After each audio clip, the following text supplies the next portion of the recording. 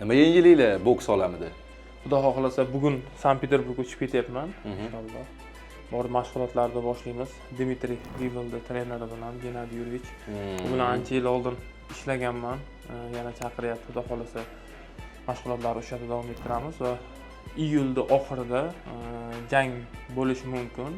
Hali tochni vaqti, sanasi, raqib aniq bo'lgani yo'q, lekin kutyapmiz. Menimcha Amerikada bo'ladi. Amerikada jang bo'ladi. Endi bu yog'iga menimcha Xudo xohlasa yaxshiroq raqib beradi va seriozroq jang bo'ladi. Siz professional boksga o'tdingiz. Isroil aka ham professional boksga o'tdilar, Murojon aka ham. Bitta shu Hasanboy aka shu Do'stmatov qoldilar, по-моему. Hasanboy Do'stmatov ham professionalda, ham havaskorda urushaman deyapti. Endi hammani o'zini xohishi nimasi. Murojon akani ham tabriklaymiz, yaqinda yutib keldilar. Albatta. Inoya bilan bo'yi kutamiz. Sentyabrda Xudo xohlasa Inoya. Kelishib qo'yishdimi Inoya bilan? Kelishib qo'ydilar, sentyabrda jangi Tokioda bo'ladi. Dahshat, borasizmi? Ha, Xudo xohlasa.